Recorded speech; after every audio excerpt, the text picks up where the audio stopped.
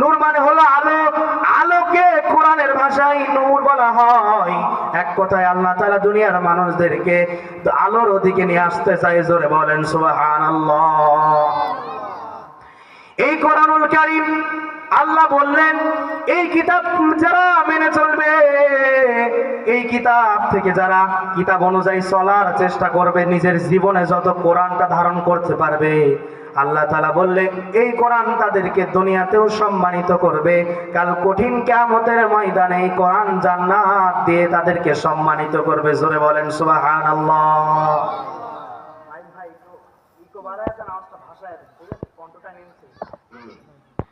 আমার ভাইরা লক্ষ্য করুন, কোরআনের পরিচয় দেওয়ার পরে আমরা মূল আলোচনার দিকে চলে যাব। এই যে কোরআনুল কারীম আল্লাহ তাআলা দিয়েছেন, আল্লাহ রাব্বুল আলামিন কোরআনুল কারীমের ভিতরে বলেন, কুল বিফাদলিল্লাহি ওয়া বিরাহমাতিহি ফাবিযালিকা ফালইফরাহুন হুয়া খায়রুম মিম্মা ইয়াজমাউন। জোরে বলুন আল্লাহু আকবার। আয়াত টু আয়াত যা বলবো কোরআন থেকে বলবো, কোরআনের বাইরে কোনো কথা হবে না। জোরে বলেন ঠিক কিনা? আমার ভাইরা, প্রত্যেকটা কথা কোরআনের আয়াত দিয়ে বুঝিয়ে দেব। মহান আল্লাহ তাআলা এই দুনিয়ায় যত রহমত দিয়েছেন, কত রহমত আল্লাহ তাআলা দিয়েছেন, রহমত দিয়ে আল্লাহ তাআলা এই পৃথিবীটা কত সুন্দর করে সাজিয়ে দিয়েছেন।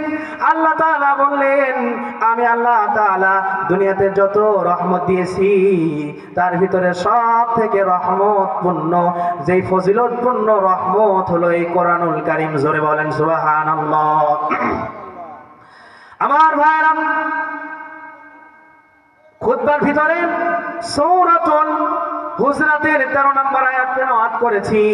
আল্লাহ রাব্বুল আলামিন বলেন, ইন্না আকরামাকুম ইনদাল্লাহি আতকাকুম ইন্নাল্লাহা আলিমুন খাবীর। জোরে বলুন আল্লাহু আকবার। মহান রব্বুল আলামিন বললেন, ও পৃথিবীর মানুষেরা, নিশ্চয়ই আল্লাহর নিকট তোমাদের মধ্যে সেই ব্যক্তি অধিক সম্মানিত, যিনি তোমাদের মধ্যে সর্বাধিক খোদাভীরু। নিঃসন্দেহে আল্লাহ সব কিছু জানেন এবং সব বিষয়ে অবগত আছেন। জোরে বলেন সুবহানাল্লাহ। মহান রব্বুল আলামিন বললেন, নিশ্চয়ই আল্লাহর নিকট তোমাদের মধ্যে সেই ব্যক্তি সর্বাধিক খোদাভীরু, যেই ব্যক্তি আল্লাহর নিকট ভয় করবে, সেই ব্যক্তি সর্বাধিক খোদাভীরু, যেই ব্যক্তি সম্মানিত আল্লাহ তাআলার কাছে। আল্লাহ তাআলা বোঝাতে যাচ্ছেন, দুনিয়াতে সেই ব্যক্তি আল্লাহ তাআলার কাছে সম্মানিত, যেই ব্যক্তি মহান আল্লাহ তাআলাকে অধিক পরিমাণ ভয় করে। একটু আওয়াজ দিয়ে বলেন, কি করে? অধিক পরিমাণ ভয় করে। আমার প্রিয় মুসলমান ভাইরা, দুনিয়াতে আমরা যে যেখানে যাই করি না কেন, অন্ধকারে করি আর প্রকাশ্যে করি, গোপনে করি, আমার ভাইরা চিৎকার মেরে বলেন তো, মহান আল্লাহ তাআলা দেখেন কি দেখেন না? সব বিষয় আল্লাহ তাআলা জানেন, সব বিষয় আল্লাহ তাআলা অবগত আছেন। আমার আপনার কাল কঠিন কিয়ামতের ময়দানে মহান আল্লাহ তাআলার সামনে কিন্তু দাঁড়ানো লাগবে।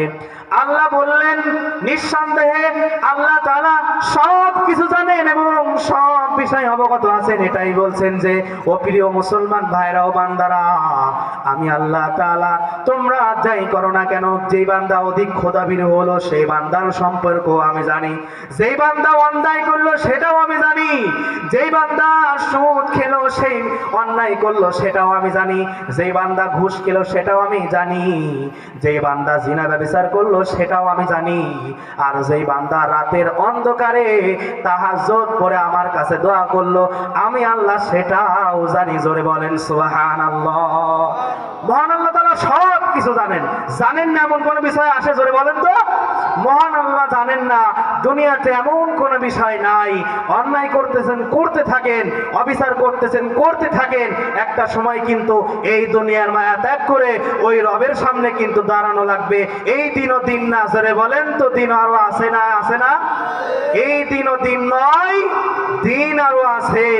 এই জীবন কিন্তু আমার আপনার শেষ জীবন নয়। আখিরাত মানে শেষ পরিণতি, আমার আপনার ওইখানে যাওয়া লাগবে। এইখানে আমি আপনি কি করে যাচ্ছি? আমি আপনি শুধু চিন্তা করতেছি যে দুনিয়ার সম্পদ, দুনিয়ার টাকা পয়সা, দুনিয়ার খ্যাতি, দুনিয়ার যশ, দুনিয়ার ক্ষমতা, দুনিয়ার ক্ষমতার চেয়ার, এইগুলোই মনে হয় আমার আপনার সবকিছু। জোরে বলেন ঠিক কিনা? এইগুলো কি সবকিছু? এইগুলো সব ছেড়ে চলে যাওয়া লাগবে, ক্ষমতার চেয়ার থেকে উঠা লাগবে। আমার আপনার উঠে টাকা পয়সা রেখে ভালো কাপড় চোপড় খুলে সাদা কাপড় পরে ওই মাটির ঘরে আমার আপনার যাওয়া লাগবে কি লাগবে না? জোরে বলেন।